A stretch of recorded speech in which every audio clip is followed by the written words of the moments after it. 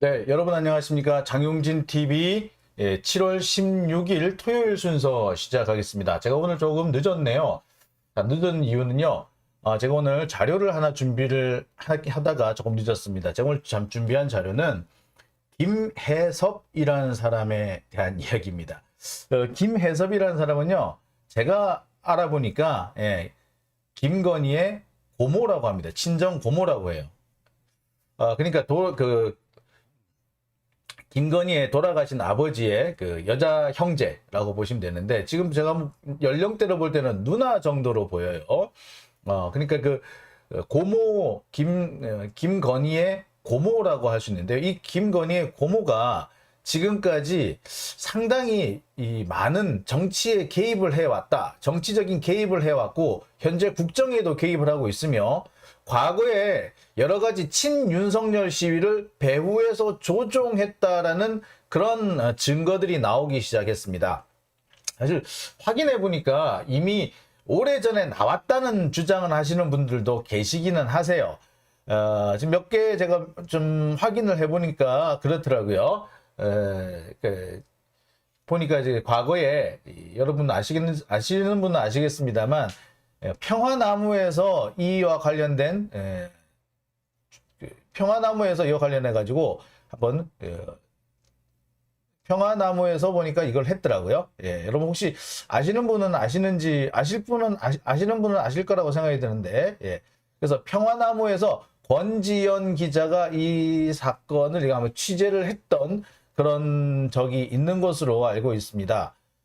그런데 뭐 권지현 기자가 취재를 한 그때 내용에도 보면은 뭐 몇 가지 얘기들이 지금 나와요. 좀 많은 얘기들이 나오는데, 그 내용을 포함해서 제가 오늘 몇 가지를 좀 찾아내 봤습니다. 그러니까 그 당시 아마도 보니까 아마 그 인터넷, 그러니까 유튜브 자료가 있었던 것 같아요. 그래서 유튜브 자료를 통해 가지고 아마 이렇게 방송을, 유튜브에 나온 자료를 가지고 지금 방송을 했던 것으로 알고 있는데, 제가 이 유튜브 자료를 제가 확보를 했는데요. 지금, 이게, 확보가 지금 안 되나 보죠? 참 안타깝습니다. 제가 지금 자료를 지금 가지고 있는데, 참 안타깝네요. 그래서,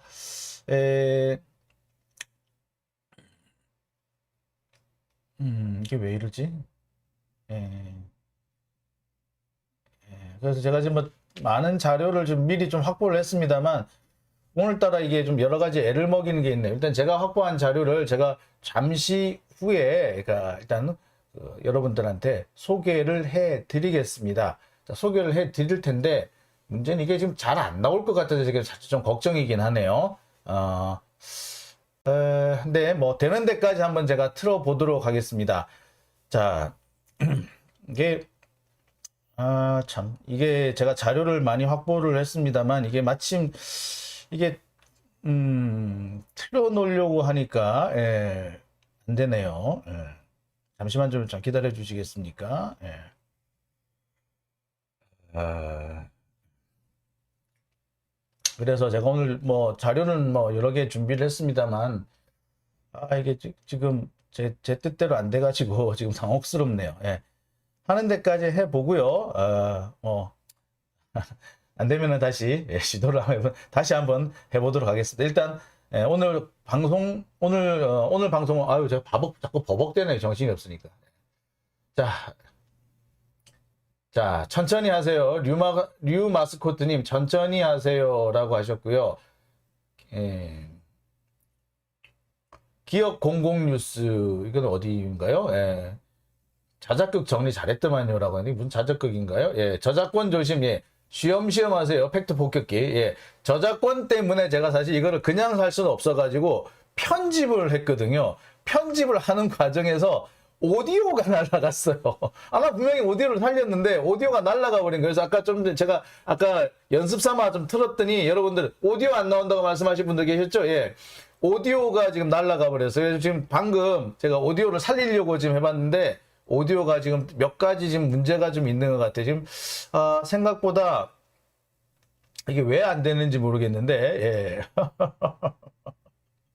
예, 지금 방송, 지금 뭐가 지금, 잘 안 돼요. 그래서 제가, 이게 뜻대로 잘 될지 모르겠네요. 지금 하는 데까지 해 보려고 노력은 합니다만, 예, 잘 돼야 될 텐데, 예, 다시 한번 시도를 한번 해볼게요. 예. 자, 예. 제가 오늘 너무 기쁘고 좀 정말 눈물이 납니다. 그 눈물이 나는 이유는 어떻습니까? 나오나요? 오디오? 예, 오디오. 예.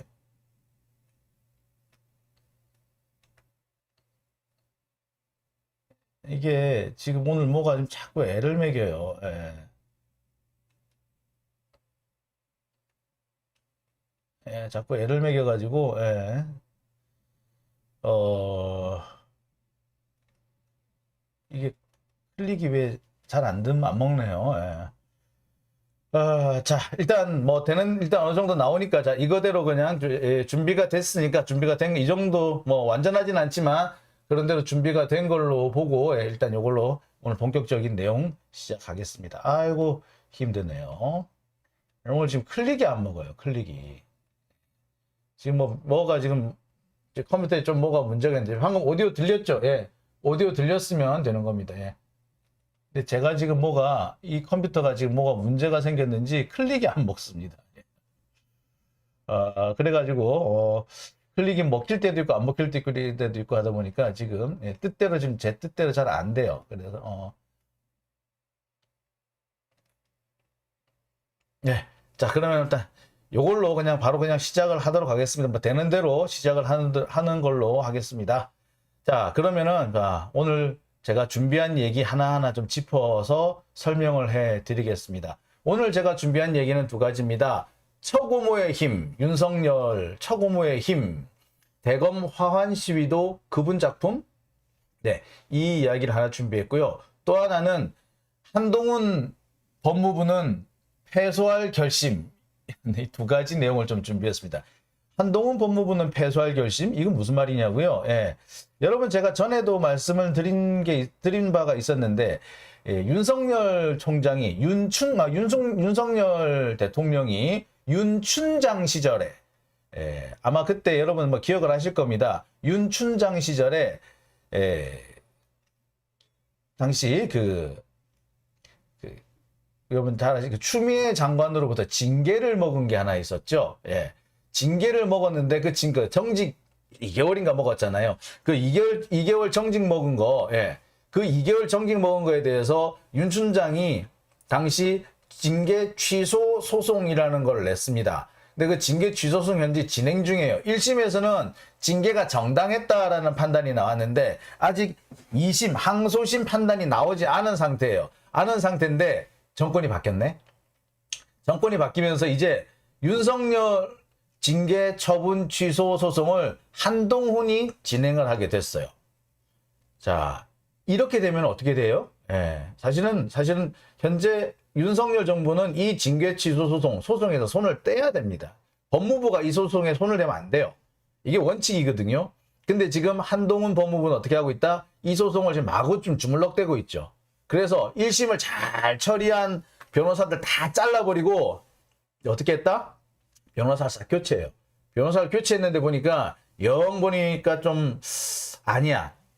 아마 패소할 결심을 하고 있는 게 아니냐. 패소할 요량으로 패소할 생각으로 이런 짓을 하고 있지 않겠느냐라는 뜻에서 제가 제목을 뽑아봤습니다. 패소할 결심이라고요. 예.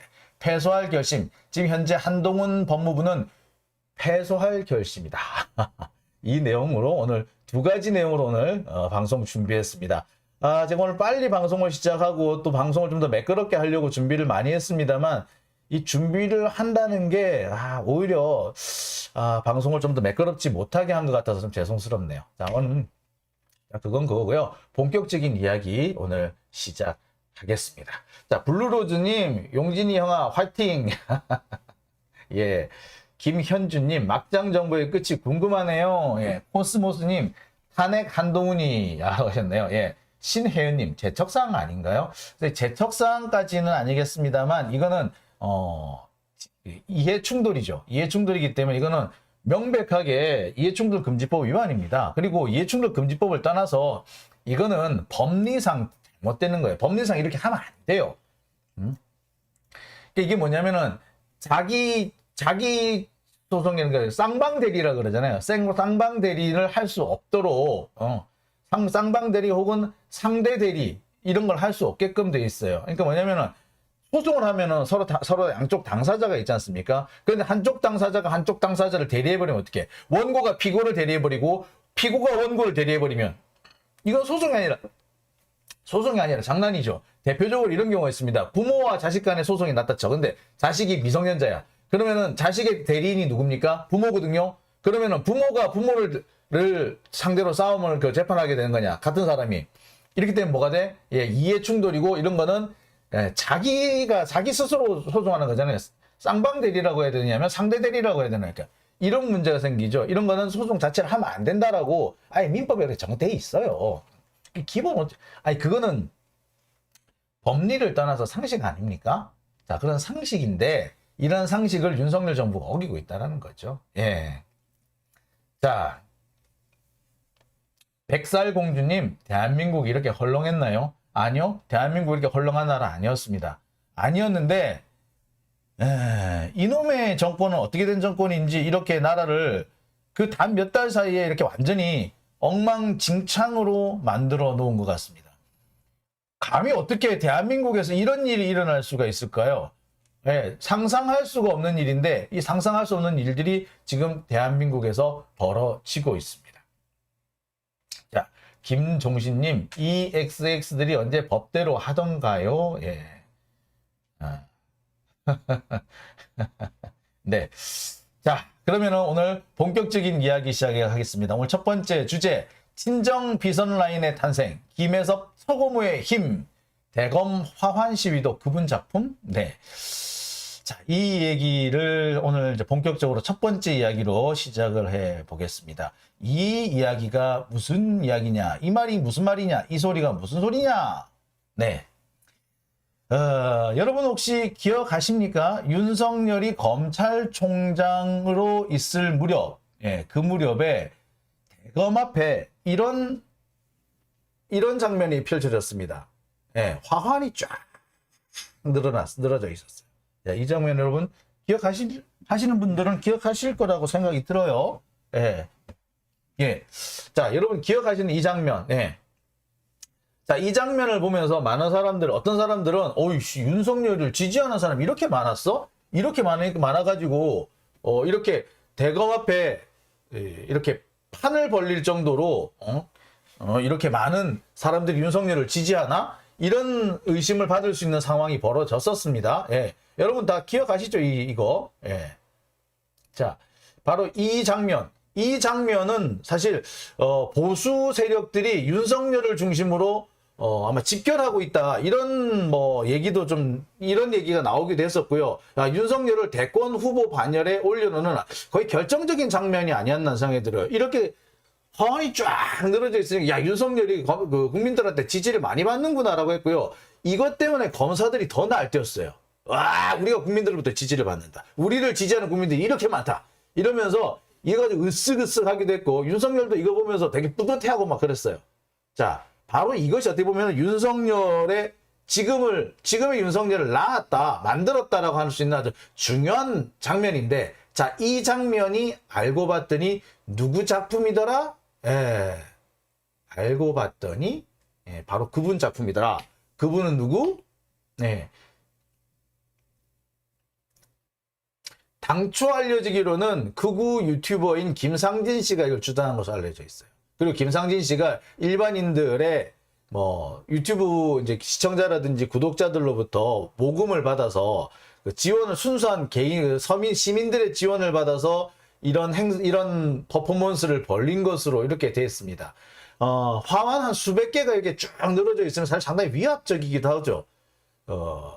그랬는데 이 화환이 알고 봤더니 김상진 씨가 일반인들로부터 모금을 해서 이게 쫙 늘어놓은 게 아니었더라. 누가 했더라? 알고 봤더니 김건희 씨의 친정 쪽에서 자금이 들어온 거였다. 특히 누구? 김건희 씨의 고모인 김혜선 목사라는 분이 이것을 했다. 실제로 김혜선 목사가 이 얘기를 직접 했다고 그래요.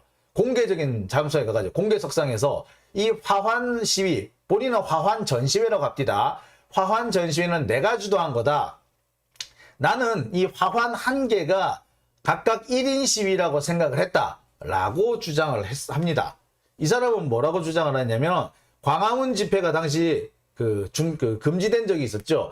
그 기독교 계열, 보수 기독교 계열에서 광화문에서 집회를 하겠다라고 하는데 이 코로나가 한참 번질 때라 8.15 때 한번 했어가지고 한 난리가 난 다음에 두 번째 10월달 개천절 그 보수단체 집회는 금지시켰잖아요. 근데 바로 그 금지되니까 그래 그러면 나 이거 할래 라고 해서 이게 화환 시위를 시작했다라고 주장을 합니다.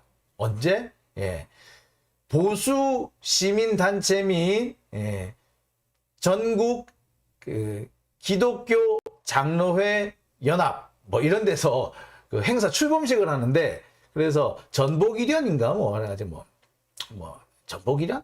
하여튼 하여튼 전보련이라 그럽디다. 하여튼 뭐 그런 데서 이런 발언을 했다고 그러더라고요. 그 영상이 이미 확보가 되어 있습니다. 최초 보도한 것은 평화나무 권지현 기자가 최초 보도했고요. 열린공감TV에서도 지금은 시민공감이 됐죠. 시민공감TV에서도 보도를 했고요. 그리고 며칠 전에 뉴스버스에서 다시 한번 보도를 합니다. 자, 그래서 제가 저 역시도 이 자료 화면을 입수해서 다시 한번 여러분들께 보여드리려고 합니다. 아시다시피 이런 화면 같은 경우에는 이런 동영상 같은 경우는 그대로 틀 경우에 보통 저작권 위반에 걸려요. 그래서 저작권 위반에 걸리지 않게 하기 위해서 편집을 좀 했습니다. 자, 편집한 상태로 여러분들한테 한번 보여드리겠습니다. 자, 한번 보실까요? 제가 오늘 너무 기쁘고 좀 정말 눈물이 납니다. 그 눈물이 나는 이유는 그동안 제가 2년 반 동안에 윤 총장을 위해서 홀로 기도를 했는데 오늘 이렇게 부산에 오니까 여러 단체 목사님들과 단체 장님들이 이렇게 한국과 함께 하시는 것을 보고 하나님께서 저와 함께 하신다는 것을 깨달았기 때문입니다. 할렐루야. 아멘. 네, 저는 대한기독교 하나님의 성회 여의도 총회 충서지방의 김혜선 목사입니다. 지금까지 한국 이 역사상에서 검찰총장이 이렇게 환대를 받은 나라는 처음이었다고 생각을 합니다. 저는 2019년 조국의 사태가 있을 때부터 대검 앞에서 여러분들 그 텔레비에서 보셨는지 모르겠지만은 화한 전시회를 보셨습니까? 네, 그 화한 전시회 주도자가 저입니다. 자유연대의 김상진 대표님과 같이 검찰들이 힘들고 어려웠을 때 저에게 하나님께서 화환을 보여주셨는데 그것을 풀어서 어떻게 활용을 했느냐 하면은 당시 코로나가 초입에 있었기 때문에 그 광화문 집회를 막는 계기가 되었었죠. 근데 저는 그 화환이 1인 시위의 한 사람으로 생각해서 1차서부터 6차까지 했는데 3차 때 제가 시골 할매라는 리그를 통해서 350개의 화환을 통해서 대검의 그 검찰들이 하나가 되는 역사의 반전이 일어났었죠.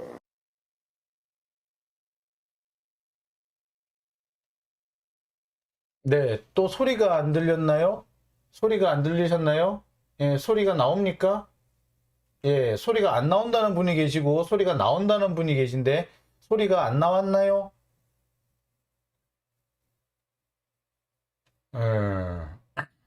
자, 예. 여러분 보셨습니까? 자, 이 내용을 가만히 보시면은 많은 내용들이 여기 뭐 우리가 그동안 의심을 품었던 내용들이 거의 여기에 다 나오고 있다라고 해도 뭐 다 여러분 다 이상한 거 다 뭐 그렇게 우리가 그동안 의심을 품었던 내용들이 여기 다 나오고 있다라고 해서 과언은 아닐 것 같습니다.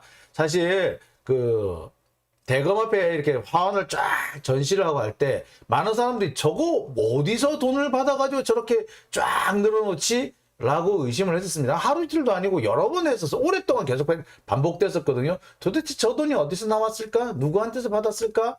김상진 저 사람이 자기 돈을 써서 저렇게 할 사람은 아닌데? 라고 하셨던 분들이 상당히 많았을 겁니다. 근데 알고 봤더니 그 돈을 김혜섭 씨가 직접 줬거나 어떤 경우에는 모금을 해서 줬거나 하여튼 간에 김혜섭 씨가 주도를 해서 그 화환 시위, 화환 전시회를 진행을 한 것이다 라는 것이 확인이 된 겁니다. 그러니까 지금 이것이 그 시민들이 자발적으로 참여한 행사나 퍼포먼스였다는 것이 아니라 실은 윤석열의 처가에서 조작을 아니면 배후 조종을 했다. 조작은 아니겠네요. 배후 조종을 했다. 조종을 한 사건이었다. 라고 말을 할 수가 있을 겁니다. 다시 한번 볼게요. 이 사람이 뭐라 그랬느냐? 이 사람이 말을 한 것은 지난 2022년 2월 21일, 그러니까 올해 2월 21일 부산 해운대에 있는 그린나래 호텔, 옛날에 공군 호텔입니다. 공군회관. 해운대에 거기에 공군 그 휴양소가 있었잖아요. 그 공군 휴양소를 헐고 새로 지은 호텔이 바로 해운대 그린나래 호텔입니다. 이 그린나래 호텔에서 보수 시민단체 및 전국 기독교 총연합회 출범식이 열렸는데 이 자리에서 이 김혜섭 씨가 직접 연설을 합니다. 그러면서 연설하는 과정에서 이렇게 역대 대한민국에서 검찰총장이 인기 있었던 적이 있느냐? 그러면서 그 화환, 그건 내가 한 겁니다.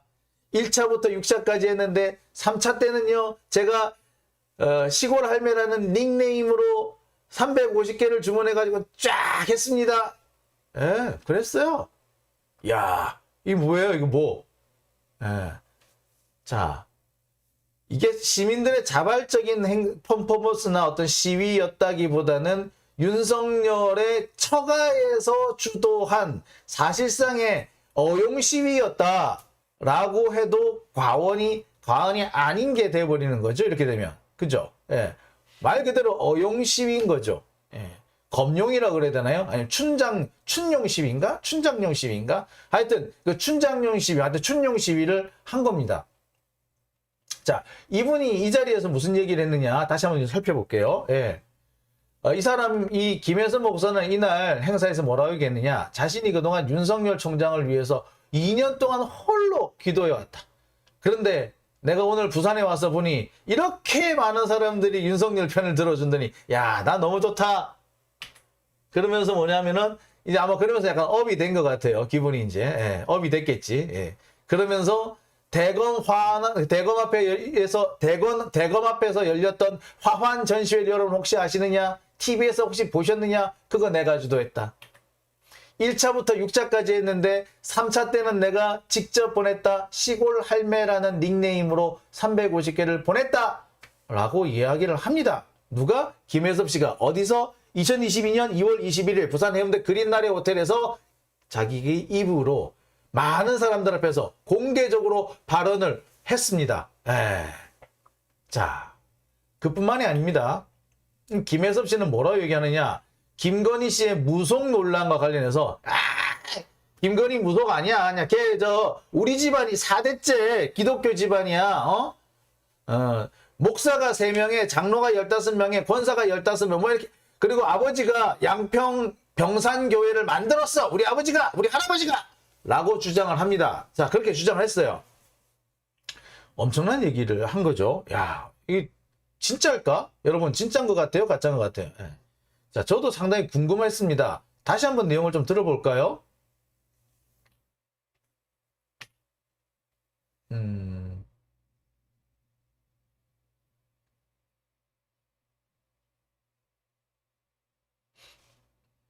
역시 안 나가는군요. 자, 다시 한번 내가 들어보겠습니다. 제가 오늘 너무 기쁘고 좀 정말 눈물이 납니다.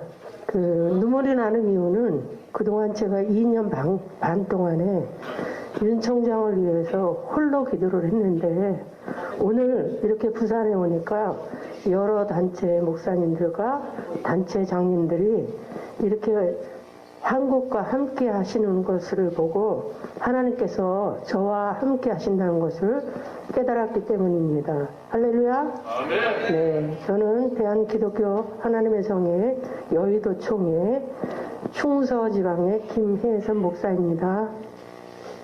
지금까지 한국 이 역사상에서 검찰총장이 이렇게 환대를 받은 나라는 처음이었다고 생각을 합니다. 저는 2019년 조국의 사태가 있을 때부터 대검 앞에서 여러분들 그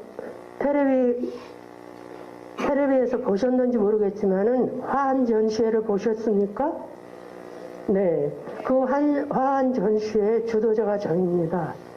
자유연대의 김상진 대표님과 같이 검찰들이 힘들고 어려웠을 때 저에게 하나님께서 화환을 보여주셨는데 그것을 풀어서 어떻게 활용을 했느냐면은 당시 코로나가 초입에 있었기 때문에 그 광화문 집회를 막는 계기가 되었었죠. 근데 저는 그 화환이 1인 시위의 한 사람으로 생각해서 1차서부터 6차까지 했는데 3차 때 제가 시골 할매라는 리그를 통해서 350개의 화환을 통해서 대검의 그 검찰들이 하나가 되는 역사의 반전이 일어났었죠. 네. 자, 여러분 잘 들으셨죠? 본인이 직접 했다라고 주장을 합니다. 뭐 실토를 했다고 해야 되나? 아니면 실토라기보다 되게 자랑스럽게 얘기를 하죠. 내가 그렇게 했다고. 내가 한 거야. 아니, 내가 이렇게 역량 있는 사람이야. 라는 식으로 이렇게 강력하게 주장을 한 것으로 이렇게 보이죠. 예. 그러니까 이 사람은 그러니까 자신이 한 행동이 그렇게 꺼리낌이 없어요. 그러니까 자기가 잘못했다거나 문제가 될 수 있다라는 생각은 전혀 하지 않는 것 같아요. 그죠? 그리고 이게 알려졌을 때 괜히 논란거리가 될 수 있다는 생각도 전혀 안 하는 것 같아요. 그러니까 이게 뭐, 내가 뭐 잘못했니? 라고 되게 좀 너무나도 당당한 모습을 보이고 있습니다. 그래서 내가 엄청나게 내가 이 정권, 윤석열을 위해서 이렇게 내가 노력했어! 라고 아주 이렇게 자랑을 하는 그런 모습으로 보입니다. 자, 그런데 이 화면에서 안 나왔지만, 이 다른 장면에서 이 김혜섭 씨는 뭐라고 주장을 하냐면은, 자기 집안은 4대째 기독교 집안이다. 양평에 있는 병산교회를 자기 조상이 많은 할아버지 혹은 아버지가 만들었다. 그 교회 150년 된 교회다. 그리고 우리 집안에 목사가 3명에, 장로가 13명, 권사가 15명, 그렇게 배출이 됐다. 우리는 이렇게 많은 사람들이다. 우리는 이렇게, 아주 철저한 기독교 집안이다. 라고 이렇게 주장을 했어요. 자, 그래서 제가 확인을 해봤습니다. 과연 이 김혜섭 씨의 주장이 사실인가? 자, 사실인가를 좀 확인을 한번 해볼게요. 자, 어떤 내용이 나왔느냐? 병산교회라는 것은요, 1901년에 1901년부터 시작을 하기는 합니다. 근데 교회가 이때 1901년에 만들어진 건 아니고요. 이때 선교사들이 양평에 와가지고 선교를 시작을 했대요. 그래서 첫 번째 교인으로 유춘근, 배종의, 홍종현 이 3사람이 첫 번째 교인으로 이제 등록을 한 거야. 첫 교인이 된 거예요. 선교사가 와가지고 포교 활동을 시작을 했는데 첫 교인들이 이렇게 나왔다라는 거를 이렇게 말하는 거예요. 그리고 실제로 교회가 만들어진 건 언제? 1924년이에요. 그러면 이때부터 1901년부터 1924년까지는 뭐 했느냐? 다른 교회에 출석을 하고 있었어요. 그러니까 구현경 선교사나 스웨워러 선교사는 이 병산교회의 선교사가 아니고 그 근처에 있는 다른 교회 선교사였고, 이 마을에 병산리, 양평군 양평읍 병산리에 이 3명이 처음으로 신도가 나온 거예요. 이 3명의 신도가 2024년에 예배당 공사를 해서 이때부터 처음 교회가 있는 겁니다. 그러니까 이 교회의 시작은 1924년, 그러니까 지금부터 한 100년 정도 된 교회입니다. 그러니까 150년 된 교회를 우리 아버지가 세웠다. 아니, 우리 할아버지가 세웠다는 말은 글쎄, 합당한 얘기는 아닙니다. 또 앞뒤가 전혀 안 맞는 것이 뭐냐면, 이 할아버지 혹은 아버지가 그 한의사였고, 한의사라서 서울에 그 종로에 한의사 골목이 있는지 모르겠네요. 한의사 골목에서 한의원을 했다. 그랬다 그렇게 주장을 해요. 그리고 김건희 씨 아버지는 고려대를 나왔다 그러고 이렇게 막 주장을 합니다. 그런데 서울에서 한의사 하신 분이 어떻게 이 양평에 있는 병산교회에 출석을 하십니까? 그 당시에는 지금처럼 이렇게 교통이 좋지도 않았는데, 양평은요 지금도 사실 그렇게 교통이 좋은 편은 아니죠. 지금 경춘 고속도로가 생겨가지고 이제 많이 출퇴근도 하고 뭐 이런 교류가 많아지긴 했습니다만, 이 90년대까지만 해도요 양평 사실 교통 별로 안 좋았어요. 그리고 90년대 저희 같은 경우에는 90년대에 양평으로 MT 가고 그랬단 말이야. 그 버스로 가면 너무 시간이 많이 걸려가지고 그 중앙선 기차를 타고 갔던 기억이 나요. 그래서 양평역에 내려가지고 이렇게 굽이굽이 들어갔던 기억이 나거든요. 그때만 해도 그렇게 교통이 좋지가 않았어요. 그런데 1920년 이때가 언제 때인데, 이때는 뭐 소달구지 타고 가야 될 때인데, 서울에 있는 양반이, 서울 종로에 한의사 골목에 사는 양반이 어떻게 양평에 출퇴근을 해? 아니 출석을 해? 이게 말이 안 되는 거죠. 그러니까 일단 처음부터 조금 앞뒤가 안 맞는다 싶은 부분이 좀 나와요. 그리고 예배당 공사를 이때 시작을 하는데 첫 번째 목사가 간 거는 1941년입니다. 그러니까 그 전까지는 예배당이 있었는데 그냥 신도들끼리 모여가지고 예배드리는 그런 수준에 불과했던 거고, 실제 정식으로 교회가 설립된 거는 1941년 이 목사 김경도 목사라는 분이 파송되면서 그때부터 시작됐다라고 보시면 될 거예요. 그러면은 한 80년 된 교회 이렇게 보시면 되겠죠. 하여튼 뭐 100년 혹은 80년 된 교회, 오래된 교회이긴 해요. 근데 김경동 목사도 그렇고요. 이 예배당 공사도 그렇고, 이 예배당 공사라는 사람이 유충근, 배종의, 홍종인 이 집안 사람들이에요. 김 씨는 아무도 없어요. 제가 이거를 자료를 지금 가지고 있는데요. 이게 병산교회에서 자기들이 배포한 자료가 있습니다. 그 자료에 보면은 뭐라고 되어 있느냐면은 여기 등장하는 분들이 그래요. 유춘근, 배종의, 홍종현, 그 다음에 박근배, 차영근, 구연영, 그 다음에 홍종현, 그 다음에 홍점윤, 이런 분들이 계속 있어요. 김 씨가 처음 등장하는 게 김경덕 목사가 처음이에요. 근데 김경덕은 김건희 씨 아버지 혹은 할아버지 이름은 제가 아닌 것으로 압니다. 네. 그 다음에 김 씨가 여기 등장하는 거면 1949년에 김영화라는 사람이 처음 등장을 해요. 근데 이분 역시도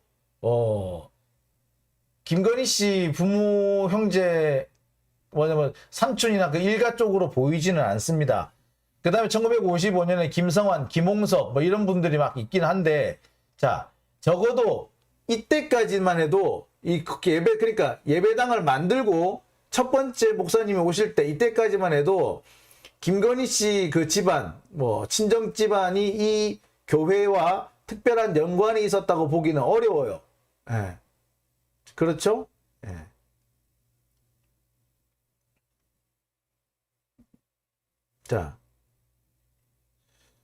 자, 그렇기 때문에 제가 여기서 여러분들한테 말씀드릴 수 있는 거는,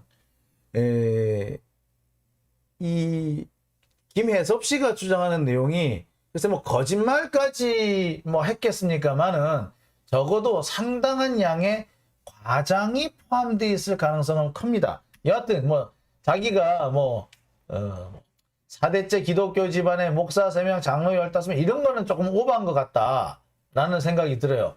특히 사실 이 병산리에 가니까 사실 김 씨들, 그러니까 김건희 씨 친인척들이 많이 살아요. 그러니까 집성촌 비슷하게 돼 있더라고요. 그러니까 집성촌이니까 아무래도 그 친척의 먼 친척까지 포함하면은 뭐 권사, 목사 이런 사람들이 많이 나왔을 수도 있겠죠. 그러니까 어떻게 보자면 우리 아버지, 이 사람 말로는 우리 아버지, 우리 할아버지 밑에서 이렇게 목사 3사람, 뭐 권사 10사람, 뭐 15사람, 뭐 장로 10몇 사람 이렇게 나왔다라고 주장하는데, 그렇기 때문에 사실 인원이 너무 많죠. 이거만 해도 벌써 30명이 되는데, 예, 인원이 상당히 많아지잖아요. 그러면은 조금 이상하잖아. 조금 자손이 이렇게 많았나? 뭐 이렇게 좀 의심이 되는 건데, 여하튼 그 정도가 아니라 사실 자기들 친인척들이 같이 사는 집성촌에서 그 정도의 사람들이 나왔다라고 보시면 뭐 그렇게 되면 맞는 것 같아요. 그러니까 김혜섭 씨의 주장은 상당 부분이 과장이다. 그러니까 과장을 해서 이렇게 좀 자기를 좀 과시하지 않았느냐라는 생각이 들어요. 근데 이게 문제는 뭐냐면 뭐 과장도 할 수 있고 뭐 자기가 좀 이렇게 뭐 잘난 척도 할 수 있고 뭐 사람이니까 그럴 수 있죠.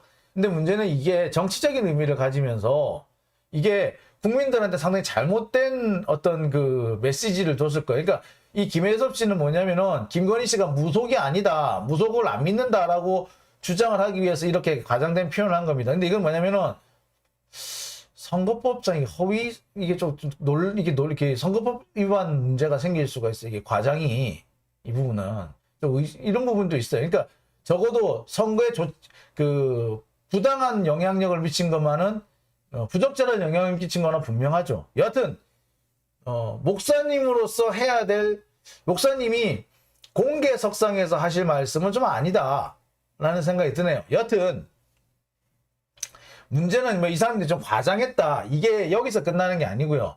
이 사람들의 행보가 이게 국정에 아주 안 좋은 방향으로 영향을 미치기 때문입니다.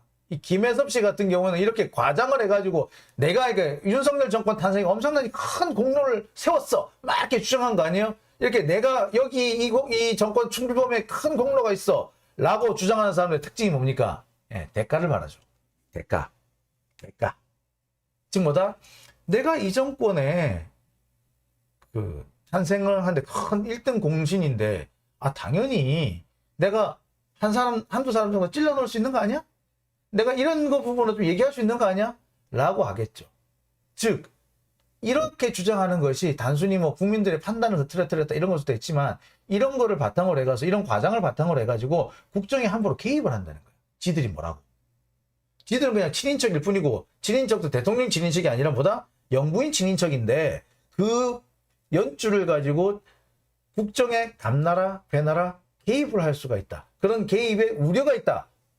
라는 게 문제인 거죠. 실제로 그 우려는 현실화가 됐습니다. 뭐라고? 자, 윤석열 정권에서 지금 제일 문제가 되는 게 뭡니까? 최근에 이 사람이죠. 안정권이. 이 안정권이 누구냐? 바로 평산마을 문재인 대통령이 살고 계시는 평산마을에서 쌍욕 시위를 했던 사람입니다. 욕설 폐륜 시위를 했던 안정권. 이 안정권의 누나가 누구? 안수경. 이 안수경이라는 사람이 지금 대통령실 홍보수석실의 행정관으로 근무를 했었죠. 얼마 전까지. 그죠? 그리고 이 안수경 씨 역시 안정권하고 같이 이런 극우 유튜버를 운영을 한 것으로 확인까지 됐죠. 그러니까 이 안수경 씨는 단순히 안정권의 누나일 뿐만이 아니라 극우 유튜버로 활동한 것이 확인된 사람. 극우 유튜버야. 극우 유튜버. 극우 유튜버 경력을 바탕으로 해서 이 사람이 대통령실 직원이 된 거예요. 자, 그런데 이 사람이 어떻게 해서 대통령실까지 들어갔다? 알고 봤더니 김건희 고모인 김혜섭 씨. 이 김혜섭 씨가 안정권과 안정권의 누나를 관리를 해왔고 그 라인을 통해서 대통령실에 꽂아 넣은 거다. 라는 주장이 나오고 있습니다. 이 얘기에 대해서 현재까지 대통령실에서 이런 방구 가타부타 반응이 없어요. 자, 이 얘기를 누가 했느냐? 변희재가 했죠. 안정권 등 보수 유튜버를 관리해온 사람은 김건희의 고모 김혜섭 씨였고 안정권 누나의 대통령실 입성은 오로지 이 김건희 라인을 통해서 가능했다는 겁니다. 즉 현재까지 이 대한민국 대통령실의 최고 실권자는 누구로 드러났다? 처고모로 드러났다. 처고모 김혜섭 김건희 라인, 김혜섭 김건희 라인으로 이어지는 비선 라인, 처가 비선 라인이 대한민국을 좌지우지 주물럭거렸다. 사실 이번 윤석열 정권의 탄생 배경에 이 극우 유튜버들을 빼놓을 수가 없어요. 그죠? 여러분 뭐 다 아실 겁니다. 장해찬이니 이런 애들은 대놓고 대통령실 그 당시 선거운동 대변인으로 활동하기도 하지 않았습니까? 그리고 뭐 윤석열과 김건희가 차량으로 이동하는 과정에서 계속해서 극우 유튜버를 열심히 보고 있다라는 거. 아유, 죄송합니다.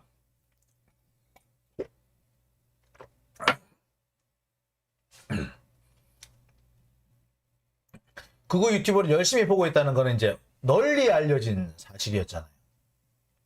자, 그러다 보니까 결국에는 뭐다?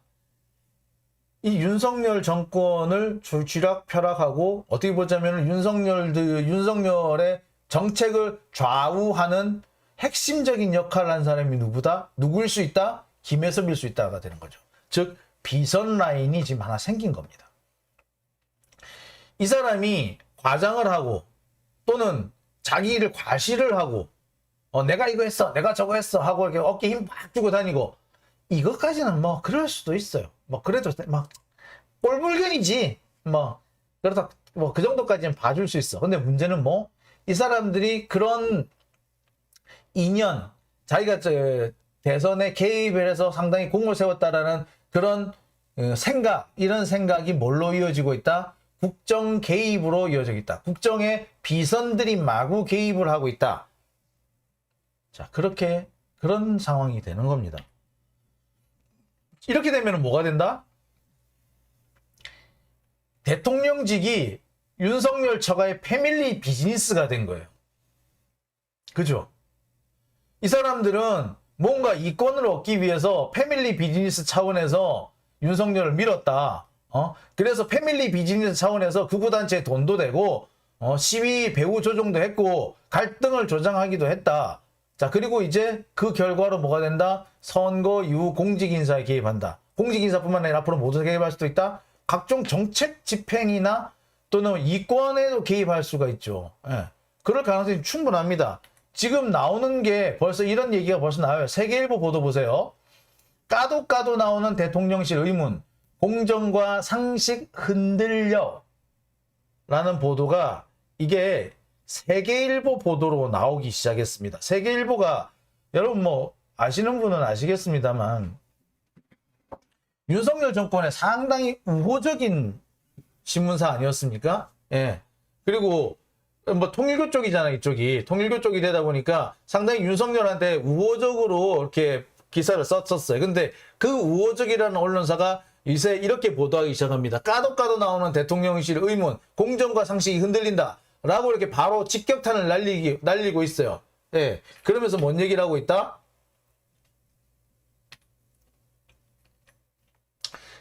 이 대통령실 리모델링 공사 수의계약 의혹 이 부분부터 이거 다누리건설이라든지 스토리건설 이게 여러분 지금까지 제기된 의혹으로 보면은 이게 그 삼보토건 라인을 통해서 들어왔을 것 같다라는 그런 의혹이 제기된 상태 아닙니까? 이에 대해서 대통령실 이런 방구도 해명 안 하고 있어요. 자, 그 다음에 스페인 나토 방문을 할 때 공군 1호기에 민간인을 막 탑승했다는 얘기 들으셨죠? 그 신지연인가 하는 사람. 그죠? 자, 그래가지고 그 사람이 단순히 공군 1호기에 탑승만 한 게 아니라 스페인 방문 일정에 개입을 해가지고 이러쿵 저러쿵 손을 댔다라는 얘기도 지금 나오고 있죠. 자, 이게 과연 옳은 거냐 이거죠. 그 다음에 봉하마을 방문했을 때 그 김건희가 봉하마을을 방문했을 때 이 옆에 지인을 한 사람을 데리고 왔죠. 무슨 충남대 교수라나 뭐라나 무용과 교수인지 필라테스 교수인지 자, 그 사람은 뭐다? 아무런 공식적인 직함이 없는 사람인데 단순히 김건희의 지인이란 이유로 빵 사들고 가려고 빵집 잘한다고 그래서 간 거 아닙니까? 이게 무슨 말도 안 되는 얘기야. 자, 뭡니까? 국정을 맡고 그 책임을 지라고 만들어 놓은 것이 공무원이에요. 공무원. 근데 이거 공무원도 아니고 공무원이 될 생각도 없어. 그런데 이 사람들이 대통령과 대통령 부인 주변에 맴돌면서 국정에 이러쿵 저러쿵 관여를 하고 있는 상황이 되는 거예요. 이런 걸 보고 뭐라 그런다? 비선이라 그러죠. 예? 자, 그뿐만 아닙니다. 아까도 말씀드렸듯이 쌍욕 시위를 한 안정권 누나 채용 의혹. 그 다음에 윤석열의 40년지기라고 하는 뭐 강원도의 우모 씨, 황모 씨 이런 사람들의 자녀들이 그 대통령실에 채용됐다는 의혹 지금 제기된 상태 아니에요? 그 다음에 윤석열의 외가 6천이 지금 채용됐다는 의혹도 있습니다. 뭡니까? 이건 한마디로 처가가 일단 핵심이 됐네, 그죠? 김건희의 지인, 김건희의 친정집들이 국정을 좌우하고 쥐락펴락하고 있는 거예요. 이제 초기니까 지금 겨우 인사 문제 개입하고 뭐 리모델링 공사 정도에 개입을 하겠지. 앞으로 어떻게 될 것 같아요? 뭐에 개입할지 몰라. 지금 상태면은. 예? 당장 지금 제2 부속실 문제를 놓고 뭐 만들어야 되네 말아야 되네 하고 있고, 지금 또 뭡니까? 김건희 씨가 자기가 오히려 실권자인 양 행세하는 그런 모습이 보이잖아요. 자기가 더 나댄다. 영부인이 더 나댄다. 김건희가 더 나댄다는 얘기 얼마나 많이 나옵니까? 나대는 게 어디서 시작을 했겠어? 다 이런 데서 시작한 거 아니에요? 여기다가 호반화 콘텐츠 직원들 막 채용하고 있잖아요. 이게 뭐예요, 이게? 이게 비선이고 사적 채용인 거 아닙니까? 이 비선과 사적 채용이 계속 쌓이다 보면요. 이게 뭐가 되면 비리가 될 수 있거나 의혹이 되거나 게이트가 되는 거예요. 그리고 이 상태를 그대로 방치한다? 그럼 얘네들이 일종의 비선을 형성, 이래서 비선이 나오는 거야. 자, 이걸 그냥 둬야 됩니까? 그런데 이게 이렇게 국정을 돌리는 거를 이 사람들은 되게 당연한 것 같아. 김건희 씨 같은 경우에는 뭐 원래 국정을 다 이렇게 운영하는 거지 뭐. 들키지만 하면 되는 거지 뭐. 이런 식으로 생각하는 것 같아. 원래 비선들이 운영한다 생각하나 봐. 이 사람은. 김건희 사고방식은 그런 것 같아요. 그러니까 이렇게 비선을 아무렇지 쓰면서도 아무런 죄책감이나 뭐 문제의식을 못 느끼는 거 아니에요. 그리고 처검을 한 사람이 지가 뭐라고 대통령실에 사람을 꽂아놓고 막 그래요? 40년직이든 80년직이든 그 아들이 거기 대통령실에 막 들어오면 돼? 그거 안 되잖아요. 그런데 그와 관련해서 대통령 윤석열이 뭐라고 한마디라도 미안하다, 잘못했다, 수정하겠다 이런 게 아니라 아니 뭐 그럴 수도 있지. 예? 아이 9급이면은 최저임금도 안 되는데 내가 미안하지. 뿐만이에요. 안정권 누나 같은 경우 뭐라 그러던가요?